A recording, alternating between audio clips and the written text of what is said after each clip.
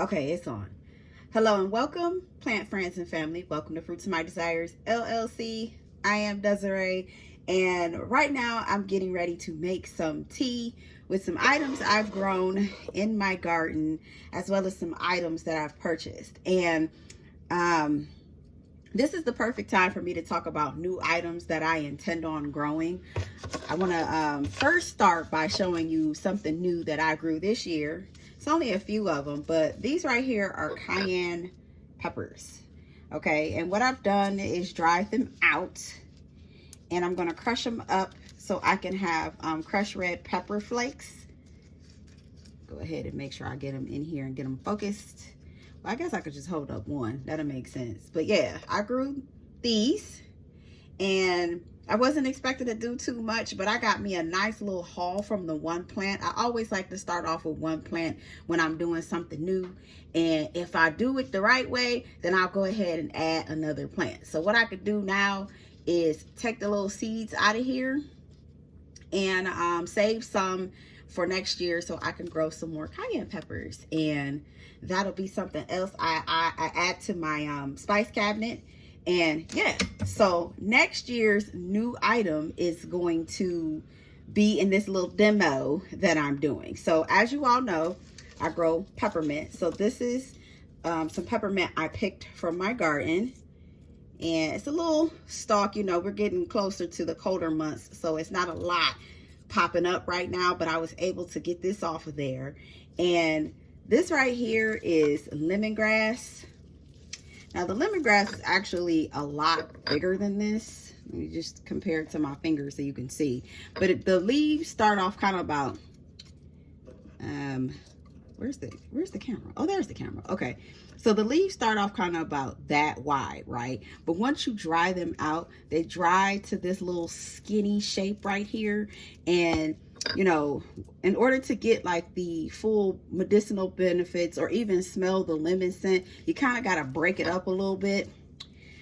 Same with the peppermint that I'll be using today. So lemongrass, peppermint, and the last thing, which will be the new item for next year, is going to be excuse me, hibiscus sorrel. So that's what this is right here. I didn't actually grow this. I bought this, but I have seeds, and I'm going to do one plant to see if I could actually get this going.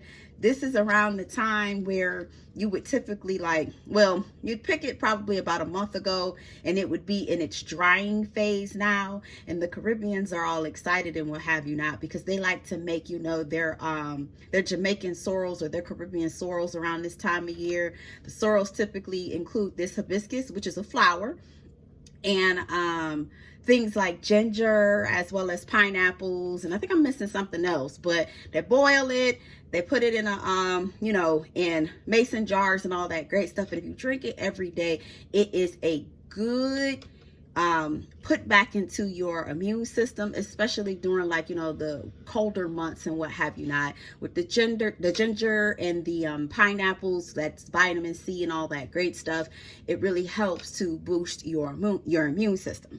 So I am going to be doing that with the bag I purchased. There's actually directions on the back, I want to say. It is. Okay, so you would put this in some water with some ginger. It just says this in the ginger, but I'm going to add the pineapples and all that great stuff to it so I can get the full benefits, and put it in my fridge and kind of have like a shot a day to keep my immune system popping during the winter time. So I'm going to go ahead and get started. The first thing I'm going to do is put the sorrel in my mortar, and pestle. And it's amazing. I haven't talked on this camera for a while. I'm oddly a little nervous right now, and it's I should be used to doing videos, but hey, took me a little break. I feel a little awkward, but I'm gonna go ahead and kind of break these up because they're a little hard, and I don't want to do too much work when I get to using the pestle. Go ahead, put that in there. And the lemongrass, which I am going to break up. You could take a pair of scissors if you want to help you break this up, or cut it up and what have you not, but it's not really a necessity since I'm breaking it up. I'm releasing what I need by breaking it up. Now, here's the great thing about this tea recipe, right? You can do this with fresh herbs. So once you pick the sorrel from, well, okay, no, I'm gonna tell you this much. You wouldn't want to dry the sorrel out. It's just better that way. But if you want to add the lemongrass and the peppermint fresh, you could do that as well. I'm kind of into like mixing these together to see what they taste like. And I got this idea from the show Homegrown on HBO. I said, I'm gonna go ahead and try that. But one of the things that I love to do with lemongrass is mix it with sage. I will do lemongrass and sage and just like a pot on my stove to permeate my house. It smells absolutely amazing. And that combination is also good for antibacterial and antimicrobial functions if you want to drink it fresh or dried, just as your everyday. So, and of course, we all know peppermint is full of all the antimicrobials as well, antifungals, antivirals. So we're going to go ahead and put that in here as well.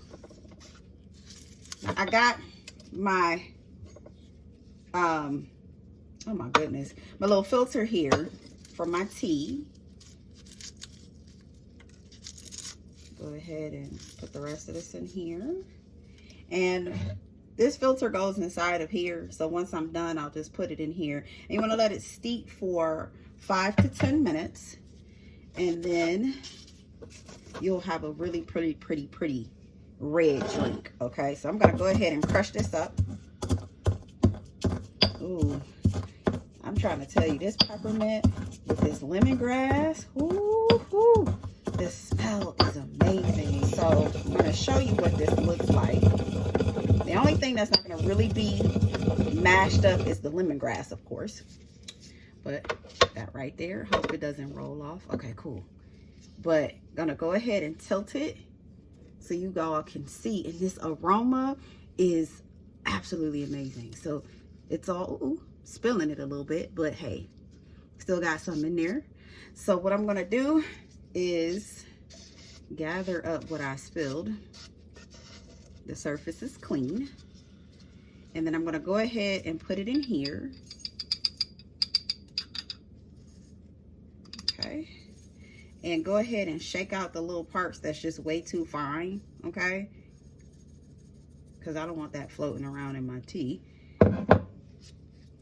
If it does, that's fine. Go ahead and get my little tea thingy. Close the top and let this sit for about 5 or 10 minutes. I'm going to go ahead and add a teaspoon, 1 teaspoon of this to this clear mug. Now, I purposely did the clear mug so you all can see the beautiful color that this is going to be once it's all nice and steeped. So, going to give it the 5 minutes and then we'll be back. 5 minutes later. Okay, so it's been 5 minutes and going to go ahead and take my nice little tea kettle like this because, you know, it makes about, I'm going to say 2, maybe 3 cups. I only made 1 cup because I only want 1 cup tonight. So we're going to go ahead and pour this on in. Look at that.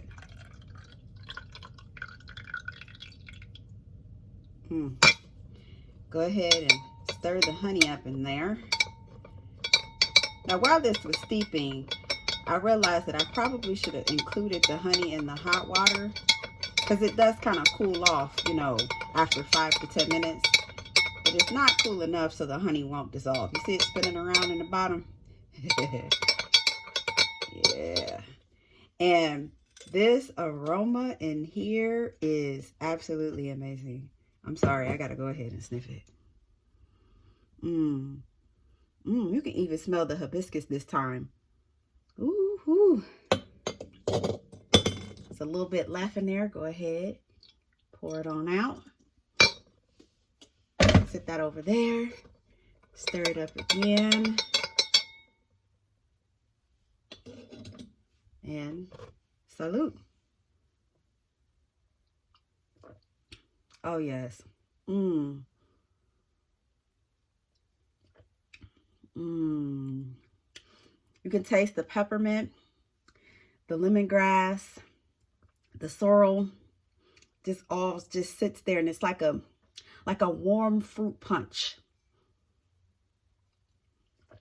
with a minty zing to it. So I'm gonna go ahead and recommend that you try this. Okay, next year I'll have the dry sorrel. Right now, if you want to just do the lemongrass and the peppermint by itself, I'll do a video on that as well. You could go to www.fruitsofmydesires.com and purchase yours today. Make sure you take care of your health this winter, and have a good one, guys. Peace.